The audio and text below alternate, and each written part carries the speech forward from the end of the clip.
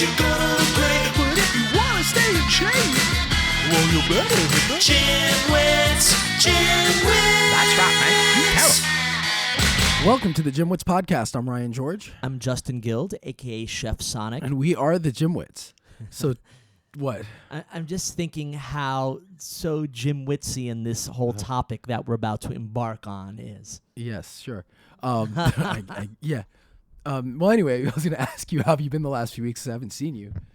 Yeah, pretty good. Went through a pretty busy streak with work and just a lot of stuff finishing projects because it always gets a little crazy towards the end of the year. Yeah. Like recitals and people are finishing projects and just stuff like that. So All right. So, yeah, because I haven't seen you. Yeah, I haven't been able to weeks. get I was to sick. kickboxing, and then Yeah. you were sick. Yeah, I was sick last week. And did see the new Star Wars movie, which How I know was you it? haven't seen. It was really good. Yeah. Just seeing the last Heard people talking about 2 it. minutes was amazing. Really? But a good movie overall. I was actually going to do my own review of it, and then I just got lazy and didn't post it. But if you want me to review movies I see, then send an email, and I'll do movie reviews. I watch enough of them.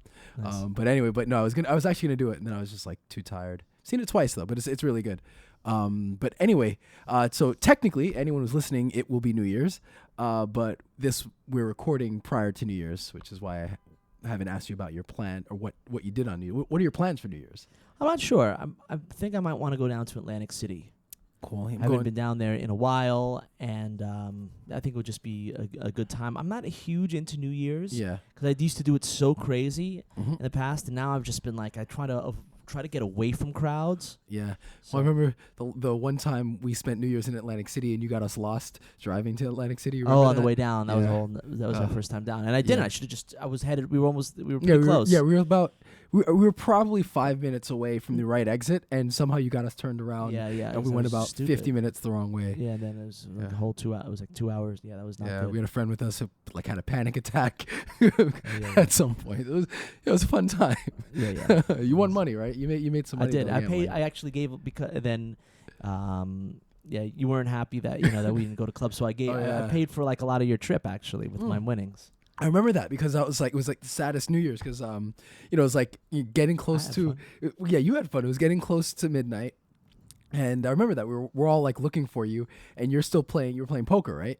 Yes. So you're playing poker. We all are searching for you. There's like 5 of us searching for you. We finally find you. It's like 11:55. We wanted to go to the boardwalk to see the fireworks. You're still playing. You're like 1 minute, and then it's like we're standing there while midnight hits. Everyone jumps up, says Happy New Year's for like 8 seconds, and then right back to the poker tables. And we were just standing there watching you play. So yeah, you should have felt guilty. But anyway, so on to our topic. So obviously, anyone listening, this will be New Year's. So hope you had a happy New Year's. Hope we did too.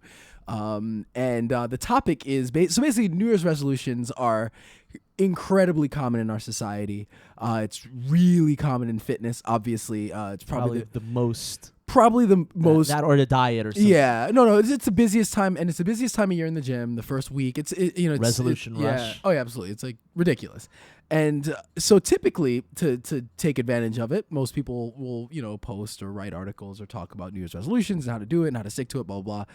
We're also going to glom onto it, but our angle is the case against the New Year's resolution. So kind of our reason why the New Year's resolution may not be the best thing in the world for you to do. So we are actually recommending do not have a New Year's resolution. Well, yeah, something like that. Don't have a goal, but don't. It shouldn't necessarily be a New Year's resolution. We'll explain why. There's certainly other articles. We're not original in this. We're not the first people to talk about why it's a bad thing. There's actually some good research on it.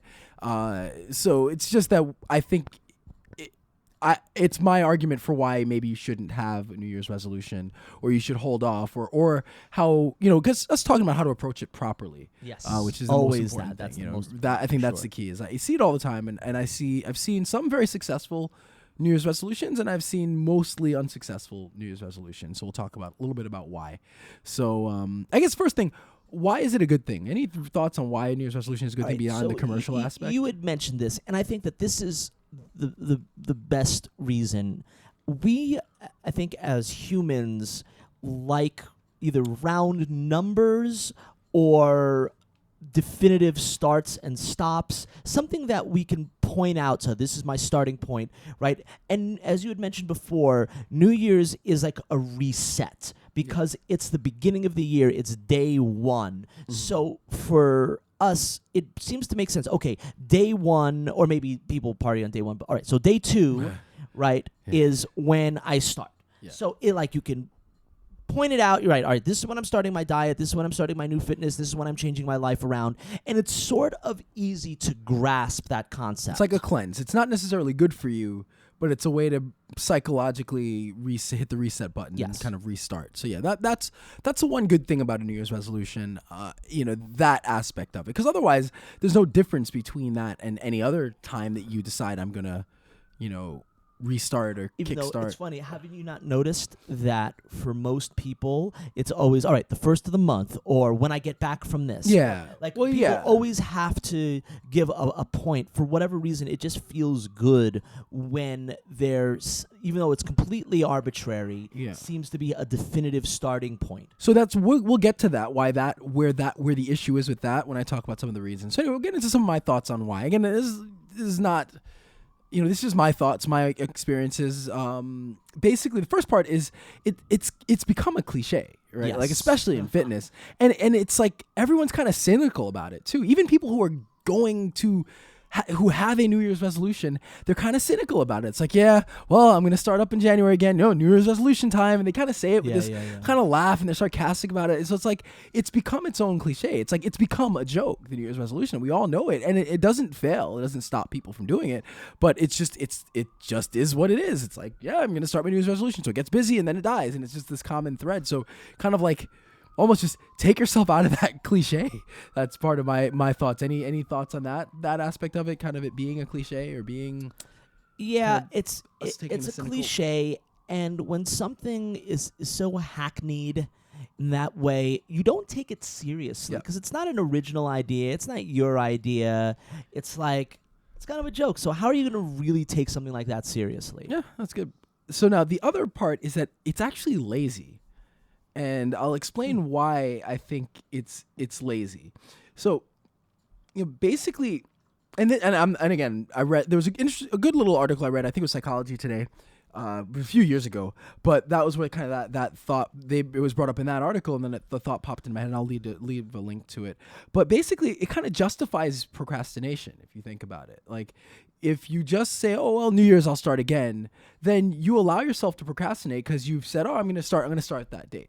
Now, there are good aspects to like having a date to start. Sometimes that again, it allows you to set the reset button. But far too often, especially when it comes to New Year's, it allows you to just push things away till January 1st. Now, here's the other issue with it is that you're basically... when we talk a lot about goals, and there's conflicting thoughts on like whether goals are important or whether you focus on the goal or you focus on changing habits. But regardless, when we talk about goals, there's some kind of outcome that we're looking for. So when it comes to a New Year's resolution, if you're like, I'm going to start working out on January 1st, the problem is that the outcome becomes starting and not what you want out of starting. So for a lot of people, what ends up happening is they procrastinate until that date, until January 1st or January 2nd if you party on New Year's. So they procrastinate until that date, and the goal is that date. So once you start, you've reached your goal. And so for some people, that sticks in your head for a couple of weeks, as we always see, and it's busy for a couple of weeks, and then it immediately dies down because you've reached your goal. On January 2nd, you reached your goal, which was to get back into exercise. So the further you pull away from January 1st or January 2nd, the further in the past that resolution, that goal is, until you get to a point where it doesn't have any real value to you anymore. Yeah, exactly. So because all the steam was heading, everything was heading towards that date. Now you've hit the date, you're done. And so in a weird way, by setting a New Year's resolution, you're setting your goals just to start. But there's no end in sight. So, the more important thing is if your goal setting is to set a goal and start working towards that goal, and regardless of the date, whether and you know what it really reminds me of? What? In a weird way, and I'm not going to I don't want to insult anyone's religious beliefs or cultural beliefs, but it reminds me lots of, especially in the monotheistic religions, the Days of Atonement, Good Friday, Easter, Lent, Yom Kippur, Ramadan, those types of things where you sacrifice in order for atonement. So now maybe the original purpose behind it was different, but what it does now is it sort of gives this escape route that it's like, oh, well, I can be bad, but as long as I do my Day of Atonement, I'm good, I'm safe. And it's sort of the health and fitness equivalent of that. Yeah. So it sort of gives us permission to just, all right, be bad because we know, New Year's, I'm going to start fresh. And then it almost allows whatever else you've been doing the rest of the year, that's all forgotten. But that's not the way you want to think about it. Health and fitness and wellness is an ongoing thing.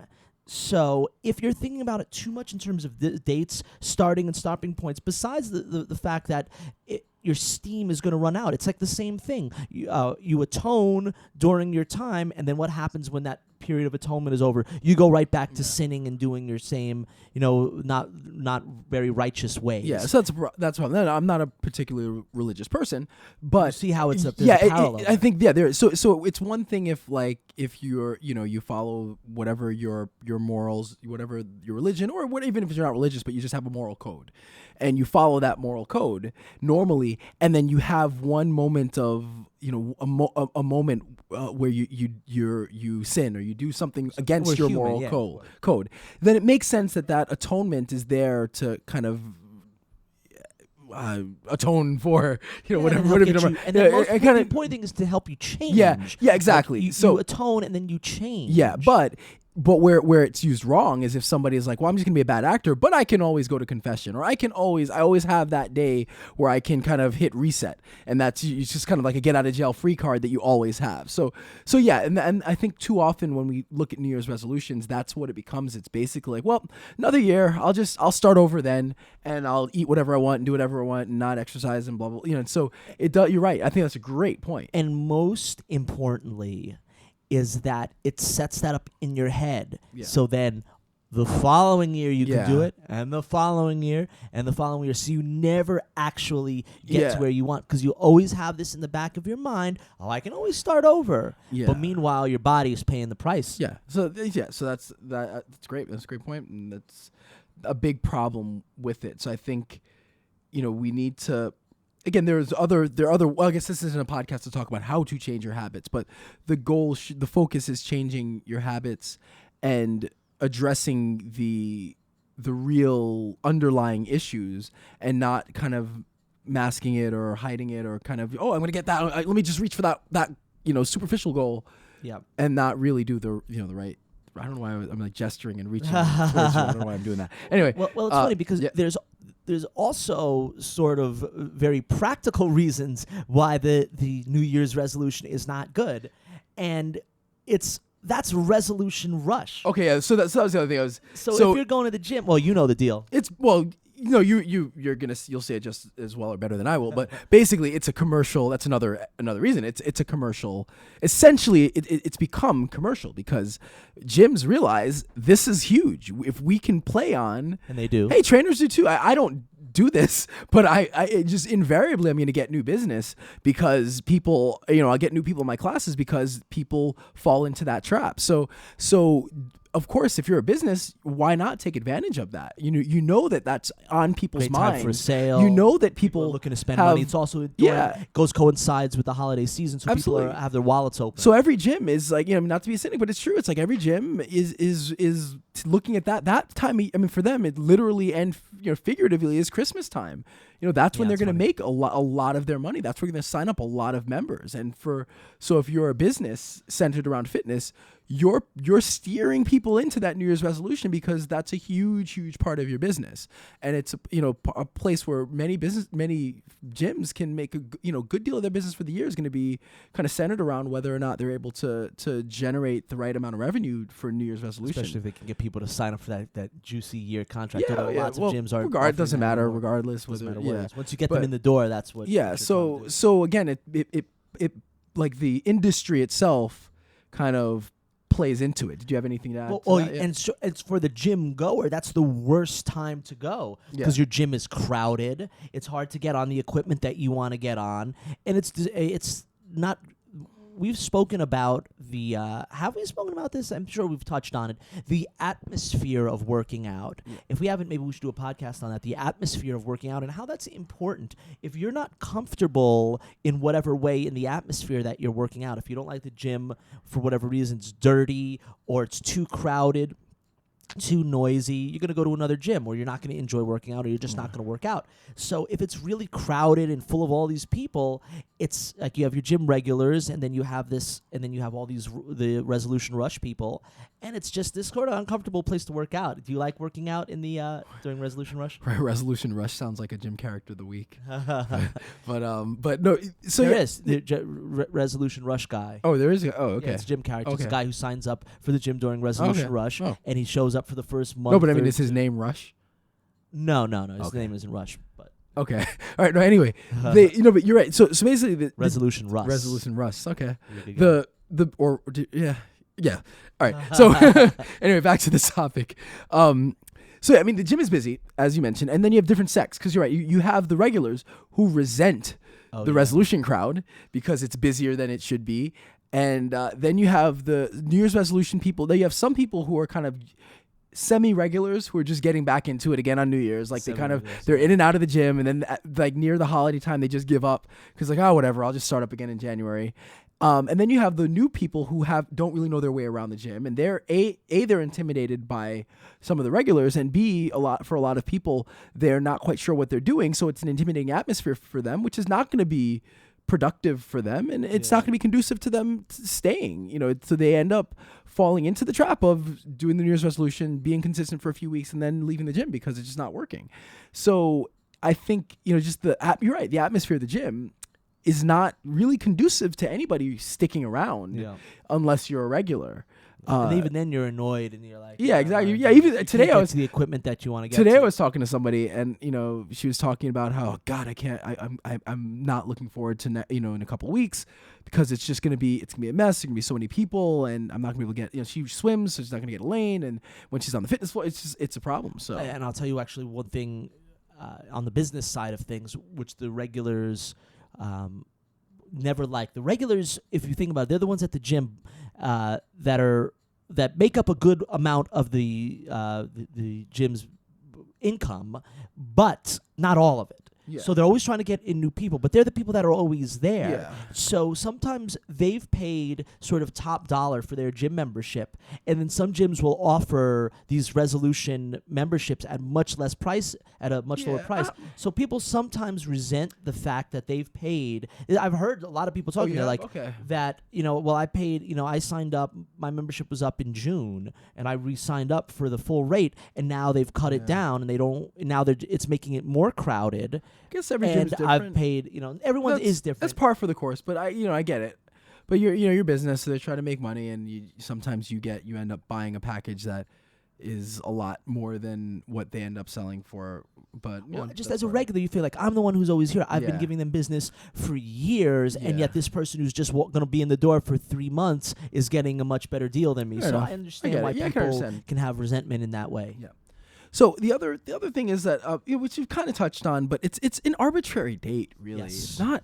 There's no value in it except that it's a nice round number. It's the first. It's January 1st, so it kind of it lets you hit restart on a lot of things. But otherwise, it's arbitrary. Like it's a start date. It's not a goal date. It doesn't give you anything to look forward to. If anything, you want to say, by January 1st, I want to look like this, or I want to be this, or I want to have lost this. That tells me that I had a great year, that I was able to, start the new year stronger than I did the last, or something like that. So I just feel like the date has no real value beyond it being New Year's. Yeah, it's true. And I feel whenever something is chosen arbitrarily, it doesn't have real value. Yeah. So it's like you sort of create value in your head because, it's the first or this or that, right? But really, because there is no value to it, it's not going to hold up with what your plan is going to be. Yeah. Now, with that being said, I'm sure there are people that have done their resolution and have gone on. It's been to be successful. successful. But I think often it's success in spite of the resolution. In spite of it. You know, Did they need the New Year's resolution? Yeah, Could they have probably started not. in They could May? have started any other time. Sure.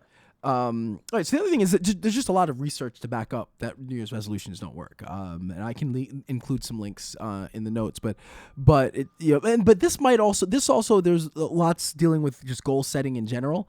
But New Year's resolutions tend to not work, and this isn't like specifically fitness, but all kinds of people set all kinds of resolutions, whether it's to organize their life or to get a new job or to school or whatever it is, and that just the research shows that New Year's resolutions don't lead to more success.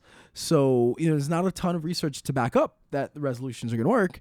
So again, more for our case against it. And then I guess the one other point I had, and then tell me if you had, well, actually no, I have two more points. So one is that it kind of lends itself to extremes in a way. It's like I don't, because everybody's focused on the New Year's resolution, the media is focused on it, the gym's focused on it. It tends to lead you to want to kind of you hit the ground running. So you're at the gym 6 days a week, which is 6 days more than you were, and you're eating way better, and everything is just in extreme, which almost always will swing back the other way. Yeah. And so I think that's the other issue is that, and this gets back to the idea of setting realistic goals and changing habits, that the extremes rarely work no matter when you do it, whether it's New Year's or whether it's in July or whenever. And so that you really want a goal that's realistic and set something that you can manage and you can fit into your own lifestyle, and not this kind of, all right, January 1st hits, I'm going to hit the ground running and I'm going to change my whole life. Like, that's just not the right way to do it. And unless you have a really significant goal and you're really focused, it's unlikely that you'll be a person to stick to it. Especially if you've never done it before. Yeah. Right? If you're very new to it and you do some sort of extreme workout and diet, you're asking for actually fast burnout and just a resentment towards it. You're gonna be like, it's gonna turn you off the next time you want to do another workout. So it's like, oh, I remember the last time I did that, it was not good. I didn't have good results. So it's gonna negatively impact your thinking. Yeah. So what was your other? This is kind of tied to it in a way, like, it's a tough time of year to commit to anything, if you really think about it. For most people, not everybody, but for us, it's winter time. So it's a miserable time of year anyway. To begin, but again, that's not everybody. Not everyone in the world is dealing with winter at this time of year. But just think about you're just coming out of the holidays. So holiday season there's a lot going on. It's a little chaotic. There are work functions, there are holiday things, there's family things. So kind of you're just getting out of that. So you're kind of reacclimating yourself to regular life. Like, everything is kind of getting settled again. There's work that tends to get busier in January. Family obligations will tend to get busier in January. School. So there's for a lot of people, and this isn't everybody, but for a lot of people, there are a lot of other things going on in the world, in their lives, that picks up after January 1st. And then if you throw in a brand new exercise program, which adds, 4 to 6 hours extra a week that you got to find and draw time from, that adds extra time thinking about and considering meals and meal planning and preparation that you didn't have to put, time that you didn't, or an effort that you didn't have to put in. That extra effort is a lot to add on to what already for many people is going to be a busy time. So sometimes it may be best to get yourself acclimated to schedule and life and obligations, and then focus on incorporating fitness rather than trying to do a million things at once. So that was one other part that I think perfect can sense. sometimes be tricky with the New Year's resolution, because you really have to think about how does it impact, Although how is your life. It is a little bit of a dangerous thinking, because there's always something That's true. that's going to be there. So it's, I get it. It is a hard time, but we don't want to fall into that mode of thinking, well, this is a hard time, because we know nothing ever gets easy. Yeah. And nothing ever gets easier in life the more you move on. That's fair. So it's not very GymWits to rag on something, but at least not given a proper way to think about it. Yeah. So there's no way we're going to go through this with sort of ragging on the whole New Year's resolution without giving at least a good way to think about it. So now, for people out there that are thinking about doing it as a New Year's resolution, what is a better way to approach it. Maybe not thinking about it as a New Year's resolution, but thinking about it, maybe starting it a little earlier, saying, I'm just starting now, and I'm doing it, and having your goal, and not thinking about it as this whole New Year's, New Fresh, but just, what would be a good way to go about it for people that now are looking to make this change, and they see this resolution, they're tempted to sort of get caught up in that whole thing. What should people that are looking to make the change now, what should they do? So this is for anybody that's looking to make a change. The first thing is to consider your own life and your schedule, and how are you going to account for the extra time that you will put into exercise, and how will you account for the extra effort and time that it will take to plan your meals, whether you're eating out or whether you're cooking or however you're going to do it. So that means for the diet, it's often preparation. How are you going to prepare and structure your weeks, your days, so that you can eat properly? And for exercise, how are you going to, parse out the time to go to the gym? That, the time it takes to get to the gym, the time it takes to work out, the time it takes to shower and change, or work out at home. How does that fit into your life? And what aspects of your life are going to suffer, or do you have to scale back on in order to incorporate it? Because we've talked about this before, that any change that you add to your life, you're taking away from something. So generally, most of us don't have tons of free time and even if you do have free time, that free time has value. My time sitting watching TV, it's like, if I want to learn how to speak German, right? Yeah, I have there's tons of time. Which you might need to do. Which I might need to do. That's a different story. But there's tons of time during the week where, I could take from watching TV. I could take from when I'm playing video games or when I'm listening to podcasts. I don't play video games right now, but although I've tried VR, and VR is amazing, but that's a whole other podcast. But anyway, so I spend time watching TV. I listen to lots of podcasts. I do 3D design. So I can certainly take away time from those things to learn German. Problem is, those things are of some kind of value to me, or the time where I'm just sitting, just thinking has some value. So you have to, that has to be taken into consideration. Even if you sit and you watch 20 hours of TV a week, it's easy to say, okay, well, I can just take time from that. But that 20 hours is valuable. So can you afford it? And you just have to mentally prepare yourself. So I think a lot of it comes down to preparation and understanding how you're going to incorporate what's not in your life into your life. So that's, that's the first part. And then the second part is definitely having some kind of goal or objective helps. But also you have to be held accountable to it. So I know, tons of people who set goals. They say, I want to lose. That's actually a great point. X amount of weight. With the New Year's resolution, who's holding who accountable? Yeah. So that's the other thing. So basically, and that's why I said, for many people, their goal is the resolution. So then once you start, there's nothing. So the first part is having an objective. You want to lose X amount of weight, but the bigger the goal, you need more steps to get there. So it's important to have little milestones between. If you want to lose 80 pounds. Getting to 80 pounds is a lot, and it's not going to happen quickly, but losing 5 pounds can happen, losing 10, losing 15, losing 20. So you have your larger goal, but then you need to set up milestones throughout so that, psychologically, so you feel good. You feel good when you reach those milestones. And B, you can measure your progress, and C, it keeps you accountable. You've got where I started, where I want to be, and where am I currently, and how is my progress towards that goal. So now the trick is finding the right balance, because you don't want to, let's say if it's weight's the easiest one, but obviously for many people it's not just about weight loss. But if we're using weight, you don't want to check your weight every day, because it fluctuates. It goes up, it goes down, and it can be frustrating for some people.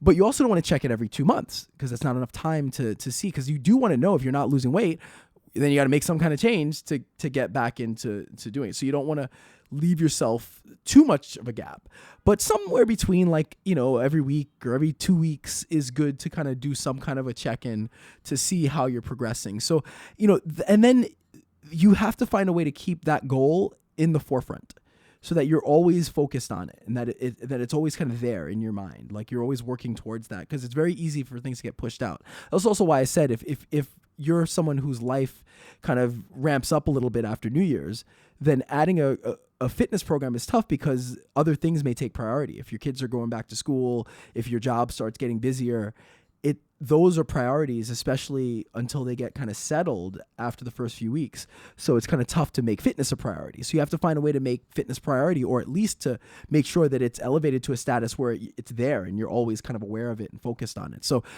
and these apply to anybody in any situation, not just for New Year's resolutions. But if you're going to go, if you're hit, some of this is in jest and some of it's kind of, just kind of this a fun title, like, saying why the New Year's resolution is bad. But if you're going to start a New Year's resolution, you have to kind of be mindful of the fact that you're starting. This isn't the finishing point, and you need to kind of set things up so that you're successful, because far too often people aren't, and we all know it, and that's why people are cynical about it, because we all know, and it's funny because everybody kind of thinks, well, it's not going to be me. I'm going to be the one to be successcul, but you're probably not, and you're probably not. That's just it, the fact of the matter. So it's just a matter of, setting yourself up for success and not just kind of hoping it's going to happen. I'll get off my soapbox now. Yeah.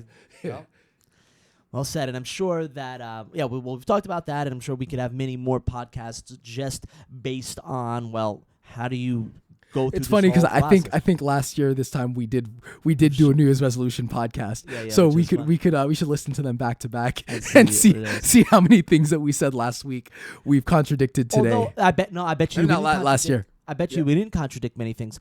I bet you that we actually encourage people that were doing a New Year's resolution to have a goal, to have accountability, to have all these things that we knew they would have to have in order for this resolution to be sustainable, in order for it to keep going with it. Yeah. So probably whatever our New Year's resolution was just our very, our GymWits style system of going for. And think about it, like we're not immune to it either. Like obviously for fitness, I'm always exercising, I'm always in the gym, but like I'm like thinking, well, after New Year's, I'm going to focus on this task unrelated to fitness. So nobody's immune to it. We all kind of, even like, I'm thinking like now as I talk against setting New Year's resolutions, I set some things up that I need to focus on after New Year's. So even myself, I need to be mindful of that and be aware that I need to have a system in place to make sure that I'm successful at that. So, no one's immune to it, but yeah, I'm thinking, there are a couple things and I'll probably be unsuccessful if I don't do the right thing. So yeah. Well, I think that most importantly, it's not about the resolution itself that is the goal. It is whatever your goal is the goal. So I think that that's really important in differentiating those two. Yeah. So even if you happen to be going for something after New Year's, as long as you're going about it the right way and not just doing it just because it's New Year's. Yeah. Right. I think that's really what it comes down to. Yeah, that's it.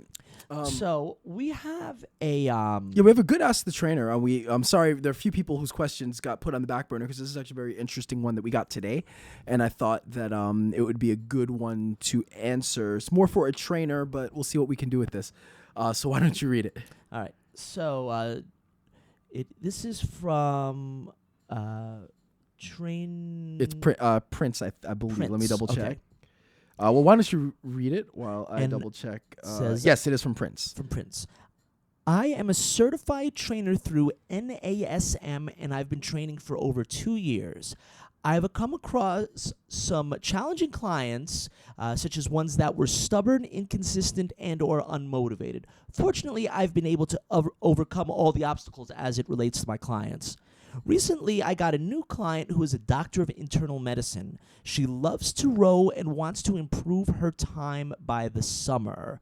Whenever she feels the, quote, lactic acid building up, she stops, states the specific muscle, its insertion and origin, and believes that something is wrong. Now, I'm a stickler when it comes to form and technique in general. Also, she has a crew coach that had, I guess, very firmly told her to only use her legs when rowing. Now, I did a good amount of research to determine which muscles are incorporated in rowing. Also, we put in parentheses, crew, and showed her the information. Needless to say, she did not agree with this and wanted to use her own technique. How would you train someone like this? right, so there's a lot.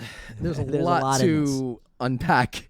So let's. We'll go. I know you have a couple thoughts too, and there's a lot of segments to discuss before. Yeah, but yeah, just a lot of segments to discuss, and maybe hopefully we'll be able to kind of fall on something that might help working with this client. What were you gonna say? So first of all, before we get to anything physical, the training, whether you're going to use your legs, whether you're going to use your back, and that stuff, it's first very important to realize that there's a big psychological element to it. This person is a doctor, and she had her coach, and she seems like the person who goes about things her way and wants to be right. Yeah. Whether or not she is, she needs to be right with her information. So the very first thing I would recommend doing or not doing is challenging her on it. It's not about proving, look, you're wrong. You use your back and your arms and your legs while rowing, as opposed to just your legs, right? You don't want to force that issue, whether she's right or not. That doesn't matter, right? There's some workarounds, and we'll get to those. So definitely, you don't want to challenge her on that. I think if possible, you might even want to make light of the whole situation. Be like, oh, yeah, we disagree over this. Like, try to find a funny way. That'll lighten the mood so she won't be so argumentative, or she won't want to challenge everything. If you can lighten the mood with her and make the training more fun, just funny or just something like that, it will help the overall situation. What do you think? It's personality. Part of it does depend on a personality. But so I I've guess, always felt that it helps. So I mean, the first thing, definitely, I think if you can find a way to make light of it that works, that could be a good Don't challenge way to kind of break the ice. So okay, first thing is it's a doctor. So obviously, doctors go through way more of an educational process than a trainer does. But having worked with many doctors, and I'll talk to them about what their background is, or how much of their education is based in fitness. There's pretty limited fitness unless they actively work on it or actively pursue to the fitness knowledge. So in this case, you're still the expert, and now I'm not saying that she doesn't know anything. Obviously she does. She's a doctor, and she will have to have a certain understanding of anatomy, and obviously appears to be pretty aware of her own body. But you don't want to be too passive, because she is going to you, and for a reason. So you are kind of in the driver's seat in this situation, and so I think it's easy to be intimidated working with the doctor, and I've dealt with that before. But then you realize, they're just like you, and they're with you for a reason. If they knew everything, they wouldn't be with you. So that kind of falls into my second question is, why is she with you? So for some people, they have a trainer because they just need a physical body there to make sure they're exercising. If that's the case, then my advice is almost to take a little bit of a step back.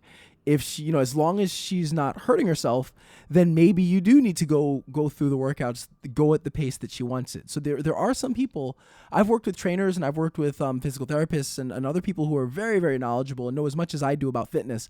And their main purpose of having the trainer was more like of a babysitter or more accountability. And in that case, sometimes you have to take a little bit of a step back, because they almost kind of know what they want to do, or you may not want to train somebody like that. So, I've had situations where I've had people kind of want to do everything their way, and you then have to make a decision about whether or not you want to work with that person. So that's the first thing, is why is she training with you? If it's because just to have a body, then maybe take a little bit of a step back and go with things her way, as long as it's ethical, as long as you're not doing anything that's going to harm her, and you progress and you follow all the kind of best practices as far as training is concerned. If she's, I thought that, based on what you said, I thought that was interesting, because if she is looking to improve her time rowing, her goal is to row. Well, I'm finding it strange, and why wouldn't she go to a rowing coach or someone who's specific? Like, if you want to get better at basketball, any number of reasons. It could be convenience, could be location, could be there aren't, the rowing school or the crew club is 10 miles away and they only have X amount of time. There are any number of variables. Let's just say she's not. So she's working with Prince, And so yeah, now there is a goal. So again, does she just want a body to help her reach the goal, or does she want somebody whose expertise will help her reach the goal? So if she's there because you're a fitness professional and she wants you to help her towards the goal, and more than just a body, then I do think you have to kind of put your foot down a little bit. Now everything you say, and I think you did the right thing by trying to approach her with the science, but you have part of it then is figuring out. I guess, the next thing, so she obviously knows her body and wants to show you that she knows, she knows when something's aching, and she can tell you the origin and insertion and everything. And it almost is like used not to almost intimidate you or scare you into doing what she wants, but you may need to push back. And especially when it comes to the form, I thought the form thing was a little strange. So if, the form for rowing, now the movement for rowing is mostly in the legs. It's not only the legs. So the legs kind of drive into the torso that drives into the arms. And so they all work together, but you're not only using the legs. So any coach that would say it's only the legs, either there's some kind of a miscommunication between her and the coach, or the coach is just wrong, or maybe they're not. They just have some wacky technique. Again, like my expertise, let's say, or what I have been doing for a while when I coach is Muay Thai. So I've worked with people who had other coaches who taught them weird, wonky techniques.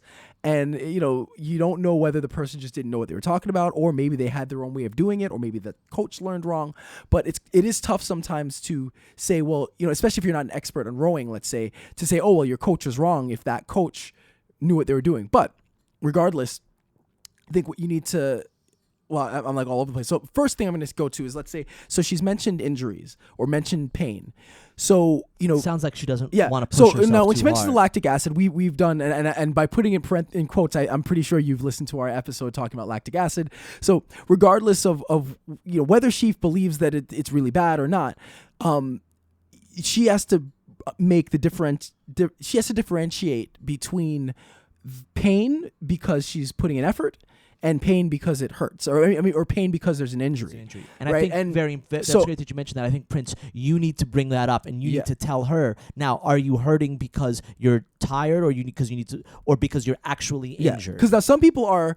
Now rowing is incredibly challenging. I love and hate rowing because it's really hard, and you will be in pain, and it pushes your limits.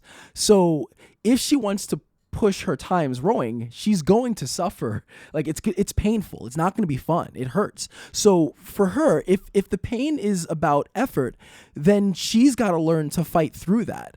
And if the pain is because there's an injury, she needs to get the injury checked out. And then it might be a situation where she has to go above, for as a trainer, our responsibility is performance and strength and flexibility. But once pain is an issue, that leaves us. So then that's in the hands of a medical professional, or a physical therapist, or somebody who deals with pain and correcting it, or correcting imbalances or injuries. So I think for you and her, you guys have to figure out, what is it? Is it pain, which then it needs to be kind of sent out to another professional, or is it I should say, is it pain because of injury, or is it pain because of effort? If it's pain because of effort, then she's going to have to learn how to fight through that. And where's her limit? Is she reaching her own threshold where she can't do anymore, or is she just reaching a point where she can't stand the pain anymore?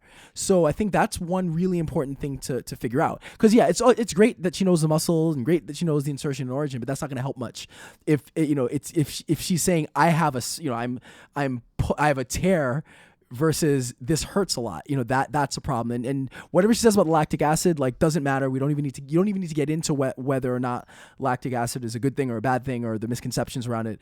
I would avoid it for now, because I wouldn't get too combative. But I would just say she has to fight through it if it's the pain of effort. If it's not the pain of effort, then again, she's got to get it checked out and figure out if there is something wrong. So that's how I would approach that part. Now again, when it comes to the technique, maybe that's the other thing. If she wants to, so here's the other part is, how do you not use your arms when you're rowing? If the goal is to improve the time, then you have to use your arms. That's just part of it. So if the goal is the time, and maybe that's something you can focus on, if you should work with her, if her goal is just the rowing time, then try to explain to her that by incorporating everything, incorporating the legs and the trunk and the arms, and using that together as one unit, that together will increase the time. If she only does the legs, then that's not going to increase the time. She needs to use them together. Now, again, the legs are more powerful than the arms. So most of the power you generate from the row is going to be in the legs. But the arms are there to follow through, and the arms are there to take the momentum and kind of finish off each pull. And so if you eliminate that part, then you're eliminating a significant part of the row. So I would try to go from that angle that, yeah, maybe her coach told her that the form was one way, but the form, by using the arms, that can increase the time. And then the other thing is maybe find other coaches who specifically focus on rowing and crew who can kind of validate your point, so that, it's not, because the other aspect is she's looking at it as, well, my coach is above you as far as knowledge on rowing, and the coach said one thing, so I'm going to listen to my coach. I'm not going to listen to you. And so you may need to do some research and bring it to her, not just on, but from experts, and make sure that it's from people who are recognized, and show that this is the proper form and this is how to do it. You could also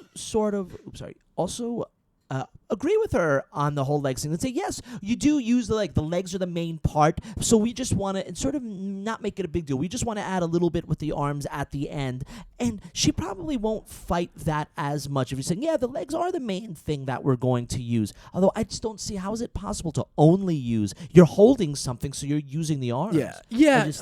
I guess that's my question would be, is translation, is the coach saying like don't pull at all, or is the coach kind of saying that the arms shouldn't be involved, like when by the time you pull with the arms the momentum is taking you so much that the arms are barely working? Either way is a little strange, but yeah, definitely like the arms are involved, and I think you just need to find experts that you can show, hey, look, these are coaches, these are experts, this is how you row. And then again, it's a personality thing, so you may need to approach it. I don't know how you're approaching it. If maybe you need to be more passive, or maybe you need to be more aggressive. It really depends on the personality. Some people don't like to be kind of combated with directly. Like you kind of have to approach things from an angle, and approach things more passively. And again, like I said, others, you need to just get in their face, kind of figuratively get in their face and kind of tell them what to do. So some of this is, I think part of this is how to handle personalities. But like I said, I think, the steps I would take is, first step is figure out why does she want you there? And if she just wants you there as a body to keep her accountable, you may need to take a step back. Again, if she wants you there for your expertise, then I think you do need to be a little bit more aggressive, but also kind of, figure out the pain thing. What's the source of the pain? Why is she feeling pain? And is it just not her will to fight through it? And then you want to figure, with the form, like I said, kind of explain to her why the arms come into play with the rowing technique. And then if you can find some experts, on how to perform the row that can show you. And also, like I said, explain that by using the arms, that will increase her time. And maybe that's another thing to focus and hone in on is, for many people, like if you can hone in on their goal, that will get you through a lot of different things. So, if the goal is, whatever, well, in the case, the goal is to faster row. So everything's got to be geared towards, well, this will help you row faster. This will help you row faster. And if that's really the goal, then you should be able to bypass a lot of the issues by really focusing on, look, let's try this and see if it helps your rowing. Maybe it doesn't, maybe it does, but let's try it out. And that's another thing. As long as everything is safe, and it sounds like if you're a stickler for form, you're not doing anything crazy, then, fitness is trial and error. I've given this example before. We had at an old gym of mine, there was, we were going through this like kind of certification dealing with posture and movement. And we were studying this one woman whose running technique was terrible. Like she didn't do any of the things you would normally do for running, but she was like an Olympic caliber sprinter. Right. So my thoughts were, that, and then apparently when they tried to correct her form, it slowed down her times. So, not like there's correct form for things, but sometimes you just got to try, you got to try and see what works. And a lot of it is trial and error. And sometimes you're not doing exactly what the coach says to do or exactly what the textbook says to do. So, kind of if you can let her know, like, especially when it comes to like performance, sometimes it's trial and error. And as long as you're doing something safely, you can try things out. It's not going to hurt you. It won't hurt her. if she tries to use the arms, it'll help her see if she can increase her time. So that's it. So yeah, I hope this answers your question. If it doesn't, definitely let us know. Definitely let us know. But yeah, we could have almost done an episode just on this Ask the Trainer. Very interesting stuff. But yeah, thanks a lot, Prince. That was a good question, and I really liked it because having trained doctors and been in situations where you have stubborn clients, it's a challenge to navigate, and so sometimes you got to take it step by step and see what works. All right. Well, I guess that's it. Do you have an exercise? Oh, wait, exercise of the week is the press up. Press up. Yeah, we'll post the picture on the app. You know what else we're going to do? We got to do this in the gym. We're going to take all the exercises of the weeks we've gotten so far, and we're just going to do a video that we'll post on YouTube to run through them. So hopefully we'll get together now that Justin's back at the gym, and we'll spend 5-10 minutes just putting them all in one and then throw it up on the YouTube channel, which is the GymWits, where we also post the podcast every week. Although it's not video, it's just the audio. So if you're a YouTube person, you can just put it on in the background. But yeah, so press up. So basically press up, imagine you're in a plank. So you're in a plank position on your forearms, and you both arms at the same time extend up so that you end up where you're in a high plank. So you start off with your forearms on the floor, and then both arms at the same time extend so that you're just holding yourself up at your palms, or kind of like in a push-up position. So that's a press up. Really great exercise for the triceps. Very hard exercise. It's not easy, and I know grown, strong, adult men who lift heavy weights who have a really hard time doing press ups. So it's not an easy exercise, but a very challenging one, but a good one for the triceps. Good body weight exercise, good for the core. So yeah, that's my exercise of the week. Excellent. All right. So I guess that's it. Another year. Another year to look forward to. Hopefully. Do you have any New Year's resolutions? Yeah, but now I don't want to talk about them anymore. Do you? Wait, did we just do an episode on New Year's resolutions? This is the same episode, right? Yeah, same episode. Yeah, oh, it is. All right.